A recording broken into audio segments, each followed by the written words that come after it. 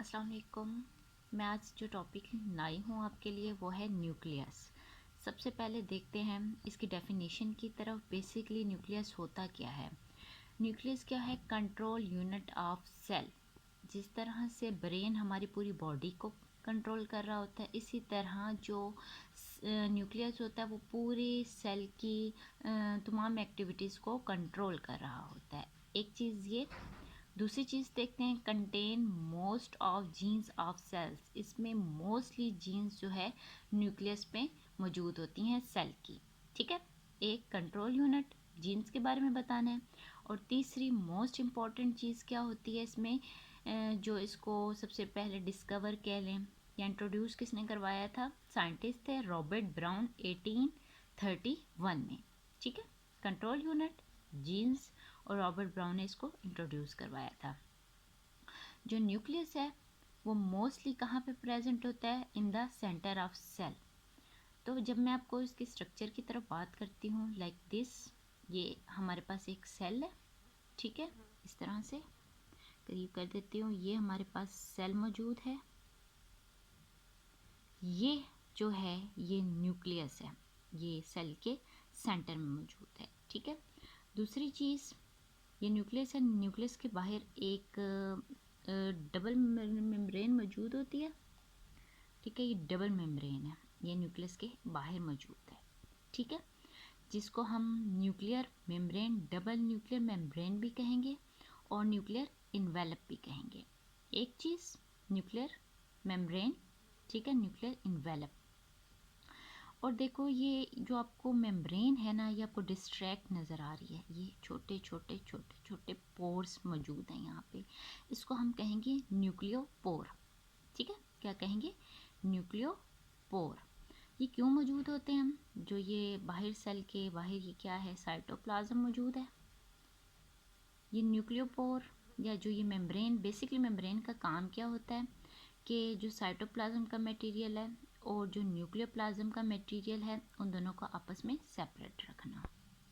Membrane in दोनों को आपस में मटेरियल्स को जो है सेपरेट जो है रखती हैं। ठीक है, और इसके अलावा जो ये पोर्स होते हैं ये काम आते हैं जैसे transport material between nucleoplasm and cytoplasm. जो सिलेक्टिव मटेरियल होता है जो साइटोप्लाज्म से ताकि न्यूक्लियोप्लाज्म में आ जाए और न्यूक्लियोप्लाज्म से साइटोप्लाज्म में आ जाए। ठीक है, अब न्यूक्लियोप्लाज्म क्या होगा? ये जो मेम्ब्रेन है इसके अंदर जो मटेरियल मौजूद होगा, ठीक है, इसको हम कहेंगे न्यूक्लियोप्लाज्म, यानी कि डबल मेम्ब्रेन एक बात, दूसरी बात न्यूक्लियोपोर और तीसरी बात न्यूक्लियोप्लाज्म। न्यूक्लियोप्लाज्म में क्या क्या चीज़ें हो सकती हैं ये भी देख लेते हैं। इसमें एंजाइम भी हो सकते हैं, protein, nucleic acid, lipids, minerals, nucleotides. एक और चीज़, जो इसकी डबल मेम्ब्रेन होती है न्यूक्लियस की, वो प्रोटीन और लिपिड से ही मोस्टली बनी हुई होती है। जो फोर्थ और मोस्ट इम्पॉर्टेंट चीज़ क्या होती है? न्यूक्लियस में एक डार्क कलर का स्ट्रक्चर मौजूद होता है जिसको हम कहते हैं न्यूक्लियोलस। लेकिन इसकी अपनी कोई भी मेम्ब्रेन नहीं होती। ये एक न्यूक्लियस में एक भी हो सकता है, एक से ज़्यादा भी हो सकते हैं। बेसिकली न्यूक्लियोलस का क्या काम होता है? Synthesis of ribosome and RNA. इसका काम क्या होता है? Synthesis of ribosome and RNA. इस स्ट्रक्चर की मोस्ट इम्पॉर्टेंट लास्ट चीज़ क्या है? यहाँ पे आपको ये थ्रेड लाइक स्ट्रक्चर नज़र आ रहा है ना सर? ये ठीक है, थ्रेड लाइक स्ट्रक्चर होता है जो कि डीएनए और प्रोटीन से मिलकर बना होता है, जिसे हम कहते हैं क्रोमैटिन। क्या बना होता है? डीएनए और प्रोटीन से मिलकर। इसको मैंने यहाँ पे एक्सप्लेन किया, इस पॉइंट को, फिफ्थ पॉइंट को लेके चल रही हूँ और इसको यहाँ पे आपको एक्सप्लेन करती हूँ।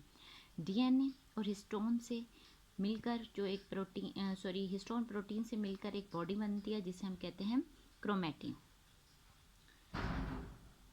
जब सेल डिवाइड हो रहा होता है, when cell divide the side of chromatin become dense.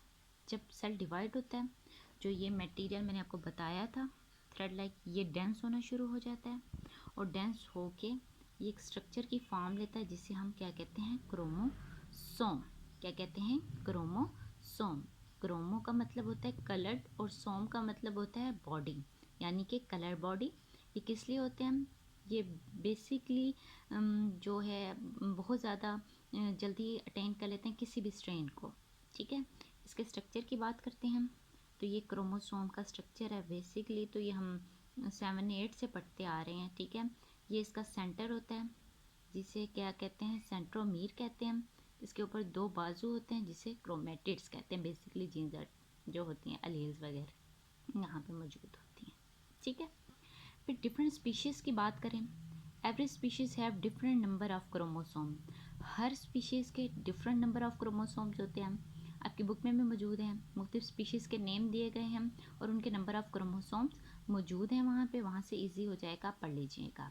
इसके बाद एक एग्जांपल दे देती हूँ, जैसे ह्यूमन बॉडी में 46 क्रोमोसोम्स होते हैं with the exception of sex cells, ठीक है। इसमें क्या होता है, जब फर्टिलाइजेशन हो रही होती है तो ये क्रोमोसोम्स की तादाद कितनी हो जाती है, हाफ हो जाती है, 23 हो जाती है। यानी कि हर पेयर से 23 मेल की तरफ से, 23 फीमेल की तरफ से, इस तरह से इसकी फर्टिलाइजेशन होती है। अब लास्ट में बात करती हूँ फंक्शंस की। मैंने यहाँ फंक्शंस को इसी वे में बयान कर दिया, 1 2 3 4 फंक्शंस मेन है इसके, ठीक है। सबसे पहले ये कंट्रोल सेंटर होता है, मैंने स्टार्ट में बताया था, ये डिफरेंट एक्टिविटीज़ जो है सेल की उसको कंट्रोल करता है, इसलिए ये कंट्रोल सेंटर होता है। दूसरा फंक्शन यहाँ पे बताया, कंटेन हेरिडिटरी मटेरियल्स, ठीक है। किस तरह से, मैंने वहाँ पे मौजूद बताया है कि डीएनए मौजूद होता है जो कि डिफरेंट इन्फॉर्मेशन इसी के पास होती है, जब ट्रांसफ़र होती है इसी तरीके से आगे जो है इन्फॉर्मेशन ये ट्रांसफ़र करता है। तीसरी चीज़ और इम्पॉर्टेंट चीज़ क्या है, डायरेक्ट प्रोटीन सिंथेसिस।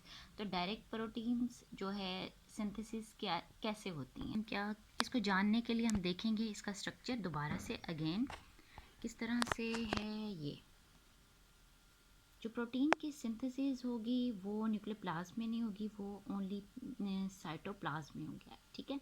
जो यहाँ पे न्यूक्लियोलस में मैंने बताया था कि जीन्स मौजूद हैं, ठीक है। सारा आगे हमने डिटेल्स पढ़ी हैं। जीन्स जो मौजूद होती हैं वो ट्रांसक्राइब्ड होती हैं और उसके बाद वो मैसेंजर आरएनए में ट्रांसफ़र होती है। लाइक यहाँ लिख देती हूँ, मैसेंजर आरएनए, ठीक है। मैसेंजर आरएनए और जो प्रोटीन यहाँ से मूव करके अंदर जाती हैं, प्रोटीन दोनों आपस में मिलेंगे और राइबोसोम बनेगा, ठीक है। राइबोसोम जो है यहाँ पे बनेगा और वो आ जाएंगे राइबोसोम इस वे से बाहर की तरफ और मज़ीद प्रोटीन की सिंथेसिस करवाएगा। स्पेशल टाइप ऑफ प्रोटीन यहाँ पे होती है, जैसे मैंने बता दिया था, मज़ीद प्रोटीन की सिंथेसिस में ये सबसे लास्ट वाला पॉइंट है, inside the nucleus at the region of nucleolus synthesis of ribosome अकर।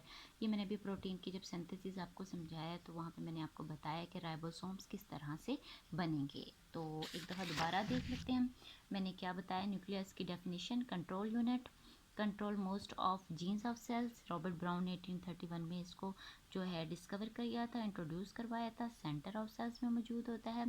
अच्छा जी, सेंटर ये सेल है और इसके बाहर एक डबल मेम्ब्रेन मौजूद होती है जो कि डिस्ट्रैक्ट होती है। उस मेम्ब्रेन को हम न्यूक्लियर इन्वेलप कहेंगे। डिस्ट्रैक्ट जो वो होती है उसको हम कहेंगे न्यूक्लियोपोर कहेंगे। इसके अलावा जो यहाँ पे मटेरियल मौजूद होगा उसे न्यूक्लियोप्लाज्म कहेंगे। यहाँ पे एक स्ट्रक्चर मौजूद होगा जिसे न्यूक्लियोलस कहेंगे। बेसिकली राइबोसोम्स की सिंथेसिस में ही इन्वॉल्व होता है। लास्ट चीज़ मैंने बताई थी, chromatin and thread like structure होगा जो कि डीएनए और प्रोटीन पे मुश्तमिल होगा। फिर डीएनए प्रोटीन के बारे में बताया, क्रोमेटिन के बारे में बताया, आपको क्रोमोसोम्स के स्ट्रक्चर के बताया और लास्ट में मैंने इसके फंक्शंस के बारे में